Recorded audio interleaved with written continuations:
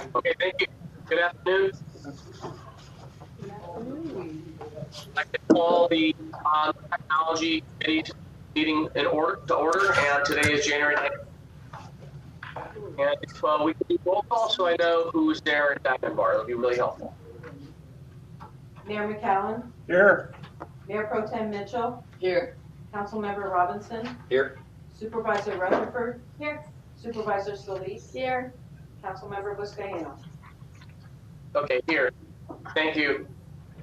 With that, if I can direct your attention to the agenda,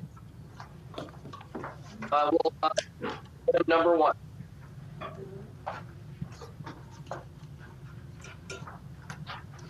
Hi, good afternoon.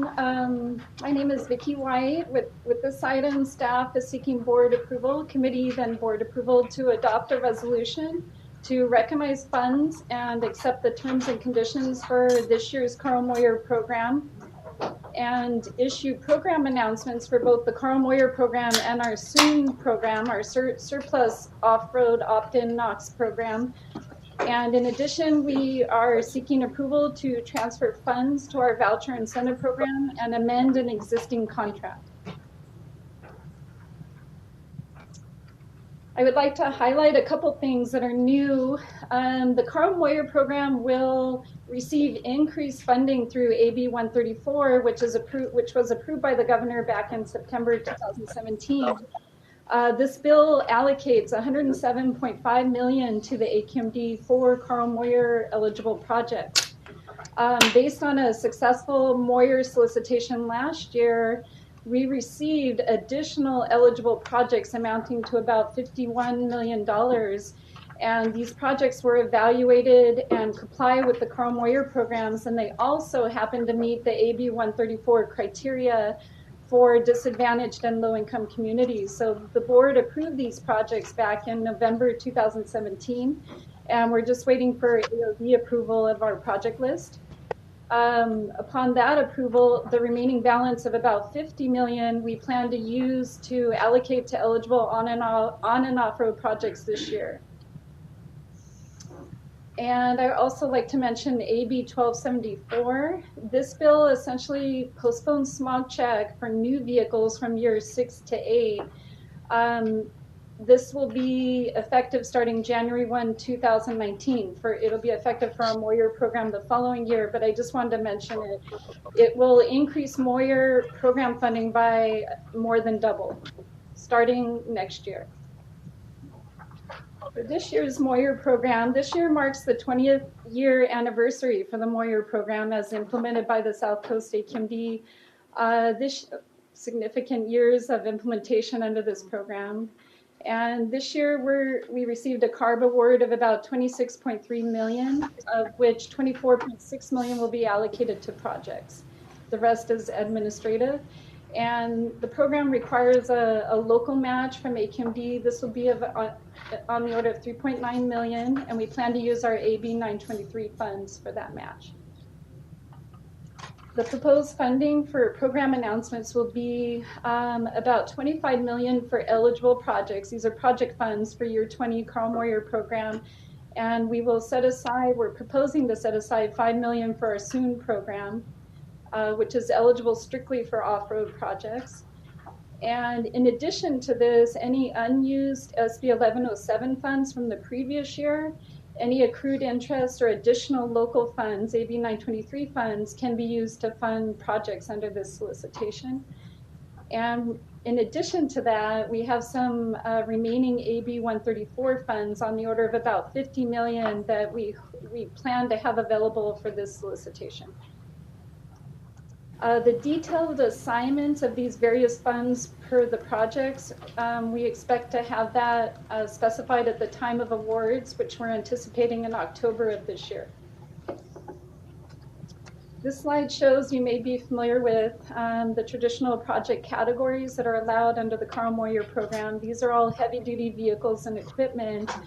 In addition to these categories, we have a new category of infrastructure we're adding this year, and that would be infrastructure that's used to support any advanced technologies in these categories, primarily the optional low NOx engines on the on-road side and electric equipment both on the on and off-road side.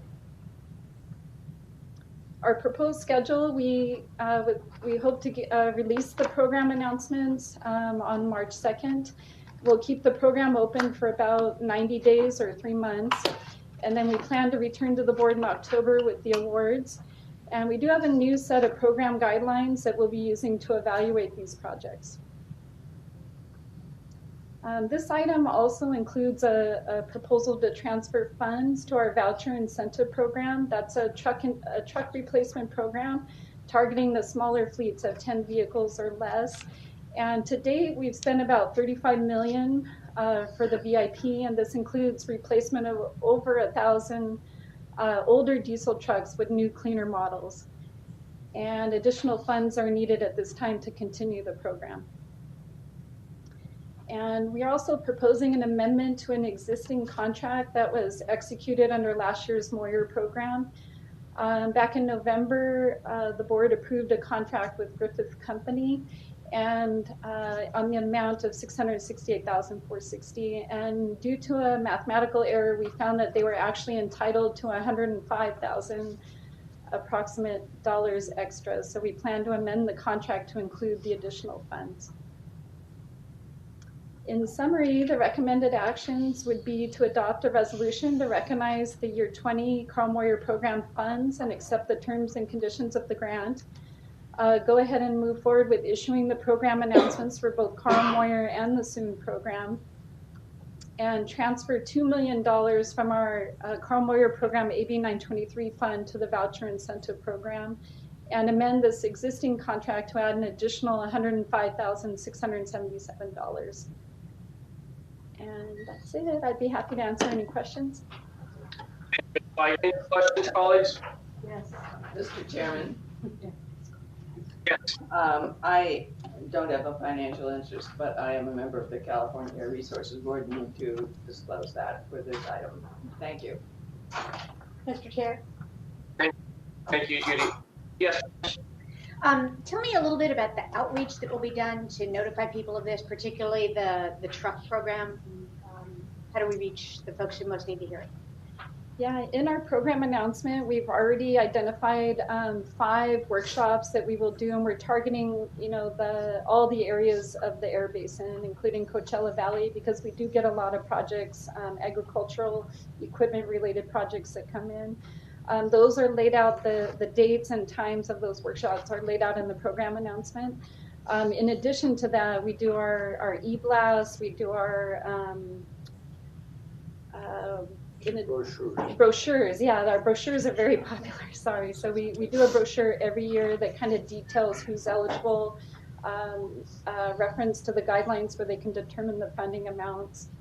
This year, we are doing additional outreach to our traditional outreach that we have done, which is, again, e-blast, thousands of brochures and workshop at the Port Inland Empire. Because of AB 134, we are doing 5 additional workshops to in disadvantaged community areas. So we are identifying those areas, we are seeking input from them, and then we are also letting them know what we have done so far. Our first one is actually going to be next week on February 22nd in City of Commerce, and we have one in each of the counties that it's within our jurisdiction. That's in addition to our regular outreach.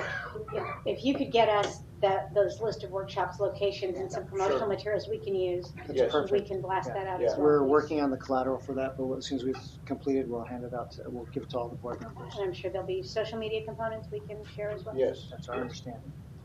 Mr. Chair? Mr. Chair, I have Yes. a question. In terms of your advertising, I had a question with respect to immigrant communities, because we do have a high percentage of independent contractors in the Los Angeles County Basin. And I'm wondering if you're also using Spanish language Yes. as a Yes, means, we are. Radio, not just print, but radio. Yes. That's what they're listening to. Radio, I don't know, but Ads, these workshops that we have prepared, all the material that we have, it's going to be in Spanish and Korean translation. Right. But I'm just saying that I think if you really want to hit Yes. a target, ready to go, you need to almost do that immediately. with the radio stations. And I mean, that's what they're listening to. And I would strongly encourage you to do that. So This is a big issue for us, especially in our corridor. And that's the district that I represent, 710 South, as well as the 605 and 5. And really would encourage that. So we'll work with our public affairs department and find out what the costs are for advertising. In the past, it's been prohibitive, but we'll check again. And because we have been oversubscribed in our previous 2 solicitations, we're pretty confident we're reaching the right people, but we'll continue to ask that question. I think just as an added plus, because I know we are, as a Metro Board member, also very concerned about how we can get this information out to our population that's impacted now as we're even going through our own planning projects for 710 South. And one of the issues that our stakeholder community continues to bring up is the fact that we need to quickly provide incentives for truck owners, small mom and pop owners, to get involved in these programs and make them available. So whatever we can do to collaborate along with Metro and Caltrans, I strongly encourage that and would offer my office to help with that as well. Great, thank you. Any other questions, colleagues? I do, Mr. Chair. First, I was Yes, wondering if you just go into a little bit of detail on the mathematical error with respect to the Griffin Company. Sure. So what happened last year during the evaluation is we were evaluating it with new methodology from ARB. Not only did we have a new cost effectiveness limit, but it was a whole new emission factors. They updated everything last year. And we didn't have to opt to use the new guidelines last year. It's required this year, but we did because it allows for more funding opportunities. So that being said, ARB had not yet created their database to do the calculation. So we were doing it on our own, and it was just an error on the part of the staff that evaluated it. And it's unusual. I mean, we do a pretty good job. This one just happened. We caught the error, and we informed the contractor. They were very happy. Sorry about that. Okay, no, I understand. But so do we foresee any additional errors similar to this with that same ARB change? I mean, or No, do we feel like this is an anomaly? It's It an is anomaly for sure, Okay. yeah. This is the 20th year of the program. We probably have had, I would say, maybe 2 or 3 cases during the 20 years that has been a miscalculation. We had to correct it. It really doesn't happen. And to give you some comfort, Councilman, we are preparing for an audit by ARB, so we're going through all of the project files and ensuring that they're accurate. So this is just one that happened to come to light that we found that it was an error. The other thing that we are doing now, actually, a lot of the calculations are being done through the CAR database that ARB has, whereas in previous years, each district, they were doing their own staff, their calculations, and there was more chance for miscalculation. But now it's a set system through ARB's database that reduces any possibility for that. Great.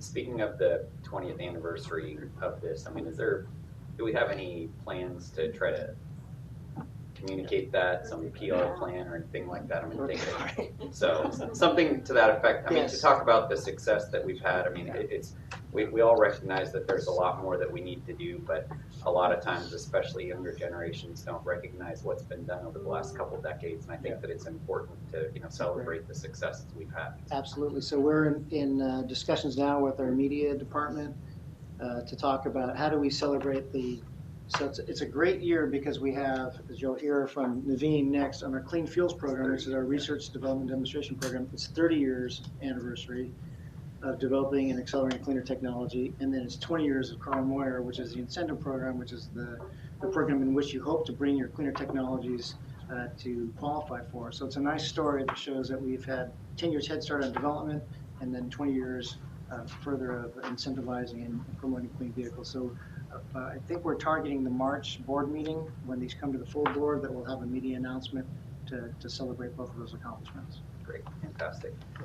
Finally, with respect to this item, I just want to make a comment that I've made in the past, but want to bring it up again, and I'll probably do it again sometime in the future. But that's with respect to the destruction of trucks and engines, as we put programs like this in place. And as I've mentioned in the past, I fully understand that we don't want to see those engines remain in the district, but if there's still some useful life to those, and they can be used either internationally or in other regions, I think there's a lot of value to that. And we had that project, I think it was with Puget Sound Air Control District up there, where we were going to ship up 25 trucks or whatever it was. Yes. So I just want to make sure that We are doing any effort we can within the ramification of the state requirements. Another effort we have done is that right now we have a huge contract with Metrolink for replacement of 40 locomotives. And the North Carolina Department of Transportation has requested to use 2 of the locomotives to try to work it out for their own operation. And we have received approval from ARD on a case-by-case basis, those 2 locomotives, instead of crushing them, make it available for North Carolina. So the project can be developed over there also. And as we move forward with this AB 134, so the implementation of 6117, we're discussing with ARB flexibilities in the program such that we can get emissions benefits but ensure that they're not returning to the basin. So that's one of the things that we're talking with them about, is how do we not require scrappage if there's some financial incentive elsewhere where the owner can still gain some funds from that truck. So it's ongoing, but eventually the ARB will have to make a decision. Yeah. And frankly, I'm less concerned about the economic benefits to the current owner of the truck, and just more of, we have a useful life of a vehicle that could improve air quality in another part of the country, or on the continent here, maybe going into Mexico. And so are we looking at those aspects? And also, I mean, we have a disposal and recycling issue with just scrapping trucks that still have a useful life. So that's really where it comes from. Economic benefit is, a tangential. You get a twofer. Concern. Yeah, sure. Right. Thank you. We'll continue to work there. Thank you. Other question? Okay, hearing none, I ask for a motion to approve item number 1. Council member? Yeah. Mr. Chair, I think we need to ask for public comment. Sorry, any member of the public would like to wish to speak on this item before us? Move the item. Second. There's none. Okay, hearing none, then I'd like to ask for a motion to approve item number 1. Move. Seconded. A roll call vote, please. Mayor McCallum, Yes. Mayor Pro Tem Mitchell, Yes. Councilmember Robinson. Aye. Supervisor Rutherford, Yes. Supervisor Solis, Aye. Councilmember Buscaino. Aye. Motion passes 6 ayes. Thank you. And now for a second and final item, item number 2, that's before us now. Good afternoon. My name is Naveen Berry, and I'm going to give a brief overview of our Clean Fuels program, both the annual report as well as a draft plan update that we'll be taking to the board soon. As the discussion happened earlier, this is the 30th year of the Clean Fuels Fund program, and as Dr. Miyasada mentioned, this translated from doing retrofit technologies like diesel particulate traps to now fully commercializing engines that are appropriate for drayage trucks, as well as the implementation of light-duty electric vehicles and other medium-duty vehicles as well. So the program has clearly shown a lot of success and has fed into that 20 years of Carl Moyer in terms of implementation. So we're pretty excited about that particular aspect. The program initially was adopted with five-year renewal cycles, but now for the last 15 years, it's just, or 15 years ago, they actually adopted a provision without a sunset clause. So it's going to be permanent, and I'd like to believe that that is a result of some of the positive work that was done early on in this particular technology development effort. The legislator also requires or directs staff to develop this plan and report and make sure we vet it through our advisory groups as well as our technology committee and the governing board. So just part of the requirements from the Health and Safety Code. This particular process, we schedule meetings with two different advisory groups, the Clean Field Advisory Group and the Technology Advancement Advisory Groups. We receive input and direction from them, both in the fall as well as the winter. We met with them in September and had the opportunity to show some of our projects in the fuel cell trucks, the near zero natural gas trucks, and the electric trucks, as well as a visit to the Long Beach Container Terminal that's mostly operating in a zero emission mode. So we take the opportunity to show our advisors what the progress has been. We met with them again a couple of weeks ago and gave an overview of our completed projects and our plans, and generally got a lot of support in the approach that we've been implementing. Staff also very regularly participates in different conferences and meetings to establish or to learn what is the latest technology being offered out there, to develop the relationships to develop these into actual formal projects. So some of the core technologies are hydrogen fuel cell arena, the engine systems that include both diesel or liquid fueled engines, as well as alternative fuel natural gas engines. We also look at electric hybrid technologies, as well as the fueling infrastructure in support of those. We also have several other categories that we continue to do work on, which is in the fuels or in emission studies world. I'll talk about the in-use emission study that we implemented last year, as well as some of the stationary clean fuel technologies that we can leverage from on-road to stationary applications as well. And then also, to a lesser degree lately, but emission control technologies, and then how that technology transfer can take place, as well as we continue to support some health impact studies, and I can certainly delve into those if the committee desires. This slide just basically summarizes our continued relationship with state, federal, local entities, as well as some of the utilities like SoCalGas or the Port of Los Angeles. We've done many projects successfully with them. Last year, we actually got funding from the California Energy Commission for different types of cargo handling equipment with near zero drayage trucks, some plug-in hybrid electric trucks as well, and some zero emission top handlers. So that's just one of the items that the California Energy Commission helped us run last year. We continue to try to leverage our clean fuels funds, about $12 million a year, into a larger total project amount. As you can see in the chart, we managed to leverage at about a 1-to-6 ratio in 2017, or $18 million in clean fuels fund with total project costs of about $119 million. So this particular effort continues to progress in this manner. The goal overall laid out is about a 1-to-4 ratio. So we've had an opportunity to exceed that through several grants from state and federal agencies. We also completed 43 total projects, and I'll delve into some of the major ones, but really the effort and the larger amounts last year were some of the electric hybrid technologies.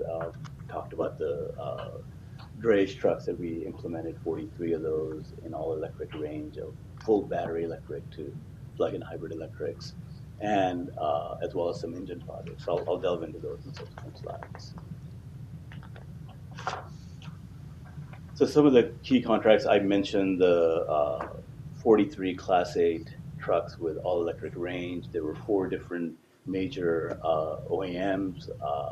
One is from overseas, Build Your Dreams, from China, that set up a factory in Lancaster. And then the other 3 are American truck manufacturers. So we're very excited to have them partner with us, because they have the means and the capabilities to really not only develop and do the shakedown, but set up a commercialization pathway into the future. We also did, under a Department of Energy contract, some Class 5 to 7 plug-in hybrid electric trucks that can basically result in significant fuel savings because they don't idle, and you can continue to operate some of the cranes or tools on site, such as LADWP or the gas company or other types of trucks. And really the benefits are more localized, because without any idling, there's no local emissions, and noise is also significantly abated, and that's a big plus for these types of projects. We're continuing, as I mentioned earlier, under emission studies, doing a very comprehensive in-use emission study. Some early work shows that in-use emissions, especially from diesel trucks, can be 5 to up to 12 times higher than the certification level, depending on their duty cycles. So we're doing a thorough assessment using buses and trucks to see how natural gas versus plug-in hybrid versus diesel hybrids play a role, and how can that in-use emissions evaluation feed into the certification process or additional technology development process. And we'll continue to work on transit buses as well. This particular project that I've listed on fuel cell electric buses is with OCTA. They're going to be developing and deploying 10 such hydrogen fuel cell buses in the next year and a half. Some other key projects that were completed. The first one was the 12-liter natural gas engine that is for drayage trucks. And as Vicki mentioned earlier, under our Carl Moyer and Prop 1B programs, many of these projects have been approved for implementation. The 12-liter engine was certified in December of last year and now is starting to get into full production mode. So we're excited about that particular technology being deployed because it's 90% cleaner than today's standards. We also are continuing to work, or we've completed a project on some battery electric Class 8 trucks. These were deployed and cumulatively collected about 35,000 miles with actual dray service, near dock operations, in and around the local port. So that project has led to actually the project I mentioned earlier on the greenhouse gas reduction fund. So many of that technology development as this earlier project fed into that effort. We also have been, we completed a project on medium duty delivery vans, such as those used by UPS and FedEx. And last year, the committee and the board also approved to go one step further to do a fuel cell range extended delivery truck. So we're continuing that effort as well. And the last study that I have in there under emissions is really fleet DNA, is what we're referring to it as, that National Renewable Energy Laboratory did for us. But really it looks at duty cycles and especially drayage truck duty cycles, and can we then identify near-term technology pathways for each one of those duty cycles that may be battery or may need plug-in hybrids or may need long-haul solutions. So that's another area that we're very excited about. So this chart basically is our proposal, the draft plan update that allocates funds, and I'll just highlight the three big areas, which is hydrogen fuel cells, electric hybrids, and then engine systems. And we brought this particular chart to the technology committee. We've incorporated many of the feedback that we got from our advisors, from other members of the industry, as well as from our committee members. And I just wanted to kind of emphasize that this is really a allocation that sends a signal to the industry as to where our interest lies and how much funding we can allocate. But any project subsequently will come back to the board for final approval and may not be exactly to the same percentage levels, but that's an effort that we try to make every year. This chart simply shows a comparison between the 2017 plan versus the 2018 plan. As you can see, there's very minimal changes. I'll highlight the engine systems where we're proposing to increase the funding levels there a little bit more than we did last year. And really this goes to support our petition to the US EPA on trying to revise a heavy duty engine standard to either the 0.02 level, which has been proven in a couple of different engine sizes, or some other effort that will support ARB's approach of trying to propose that rulemaking for California as well. This chart just lays out our schedule that we came to the committee back last October, and then we met with our advisory group, and then our goal is really to seek full board approval at the March board meeting and then send out the final document to the legislators by the end of March. And with that, the recommended actions before you today are to approve the report and the plan update as well as the resolutions that support that some of these projects are not duplicative in nature by any other entity or by ourselves, as well as receive and file the advisory committee membership that has changed over the last year or so, and really direct us to seek full board approval and then send the report to the legislators. With that, if I can answer any questions. Any questions, colleagues, at item number 2? I have some questions. I'm intrigued. Glad that we're in receipt of more funds in this area, particularly with looking at technology in terms of electrification.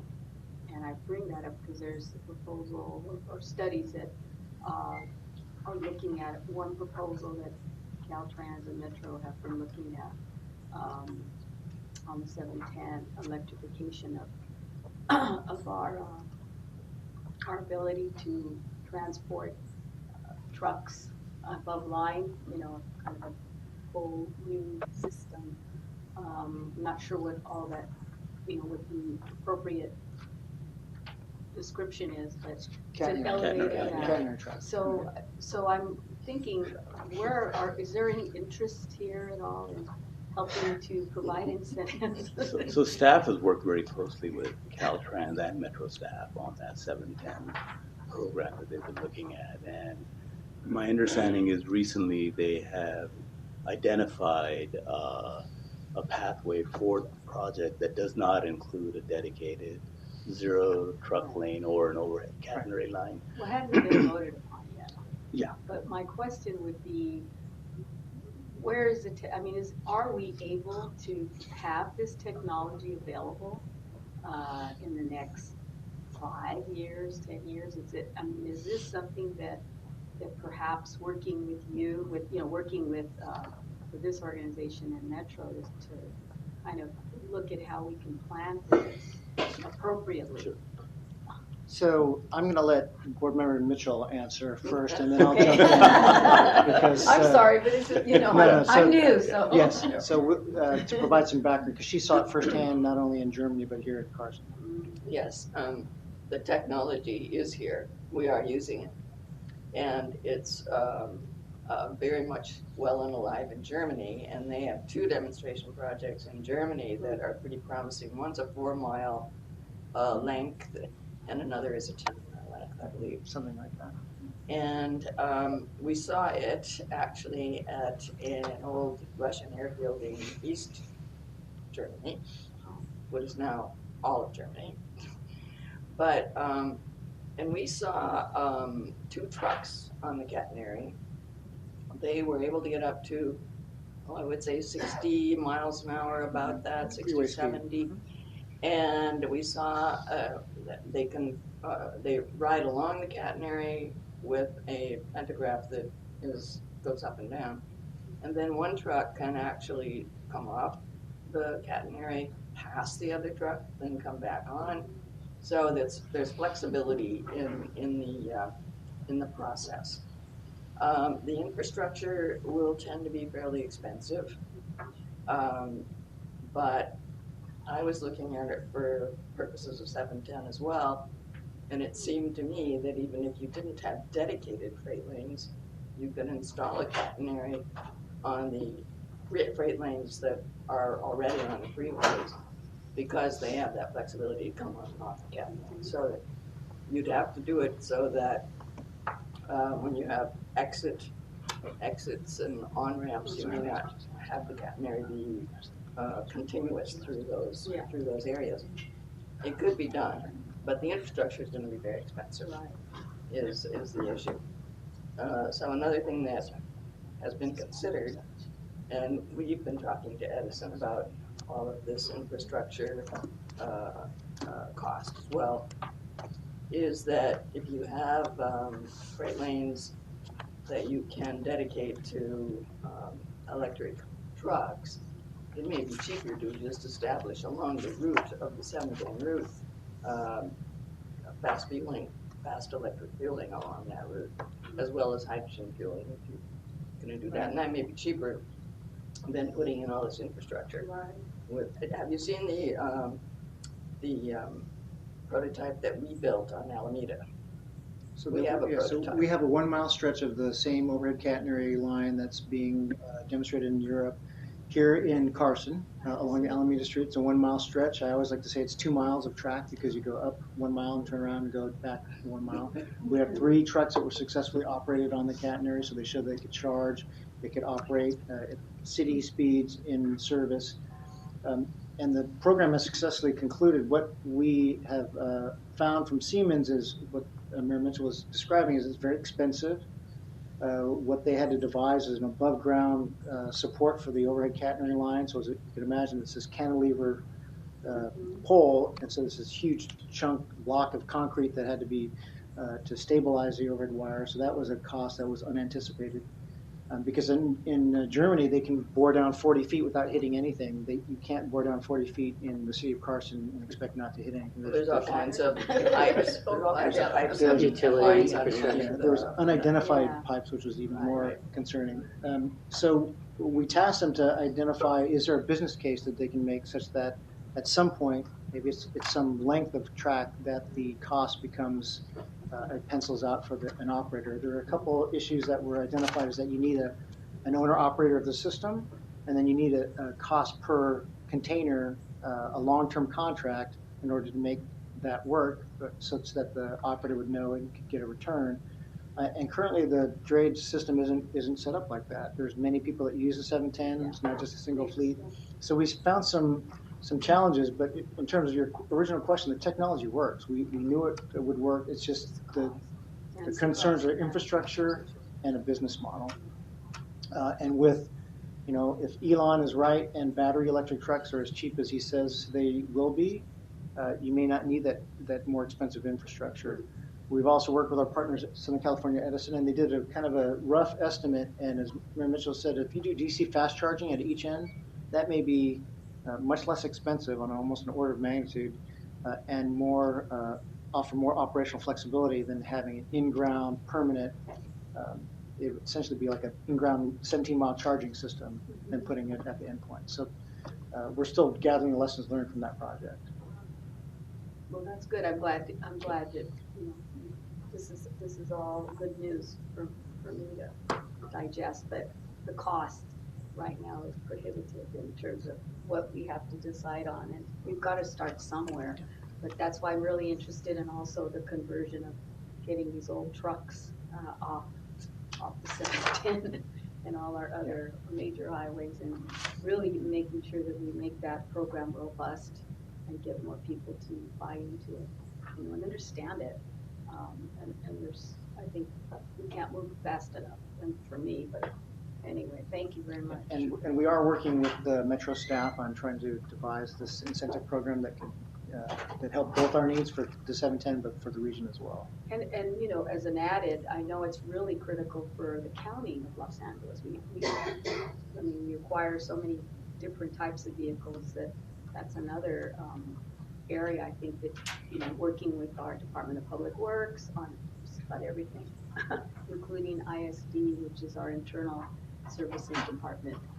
They take care of all the fleets and all that, and I don't know if anyone's really done outreach to our new director there, a guy named Scott Minix, and it would be worthwhile to do that. Okay, we'll be happy to help facilitate. And we'd be happy to do that. Thank you. Thank you, Mr. Chairman. Thank you. Comments, questions? Anyone in the public like to speak on item number 2 that's before us? None here. None? I just have a quick. Thank you. I just have a quick comment, Mr. Chair. I just want to say I really like the project ranking, for lack of a better word, the dashboard. I understand that it's kind of gone through some industry committee review at some point, and I'm just wondering if they have any significant comments at this point. I know that there's tons of underlying data to any dashboard, so I'm sure there's plenty here, but if there's concerns about the subjectivity of the half moons or whatever those shapes are, the half circles and things of that nature, but just wondering what some of their feedback's been so far. We've had general concurrence on the staff ranking. And I'm really happy to hear you point out that there is going to be differences, and we note that in there as well. But generally speaking, we've not gotten any feedback, negative that is, on the ranking that we've established in there. Really, the funding levels that we're allocating in the draft plan kind of show where the technology is not as mature, and we emphasize that more, and then show where incentive monies may not be sufficient yet either to make that full transition. And generally speaking, we've gotten support for that. And we'd love to hear your input as a fleet owner and operator. But I would just add is that 5 years ago or 4 years ago, we commissioned a blind survey of the major truck manufacturers. Say, where do you think electrification fits into your near-term product plans? And near-term was anywhere between 5 and 7 years. None of them said they had any plans to do electrification. And then today, if you go back and ask those same manufacturers, they're all doing electric powertrain. So it's amazing how much they've come around in a short period of time. And I think it's really due to the work this board does and forces us to do. But Elon Musk getting into the game, Toyota getting into the game, Cummins getting into the game. So it's we're hoping to see a sea change here in a short amount of time. Absolutely. We're hoping. It's just a matter of time. So, and all the companies you mentioned, that's the direction that it's headed. And if these statements or these, projected, products that could come onto the market, actually come to fruition, I mean, it's game changers and understatement. It's a huge opportunity to make some major impacts that we've been trying to do for decades here. So it's exciting to be a part of it and seeing both industry partnership as well as the leadership that this agency's taken. So it's fun. So. Okay, with that, a motion to approve item 2. So moved. Second. Okay, we have a motion and a second. Roll call vote, please. Mayor McCallum, Yes. Mayor Pro Tem Mitchell, Yes. Councilmember Robinson. Aye. Supervisor Rutherford. Aye. Supervisor Solis. Aye. Councilmember Buscaino. Aye. Motion passes 6 ayes. So any other business?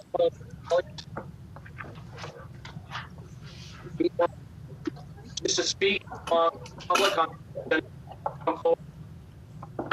comment, agenda item.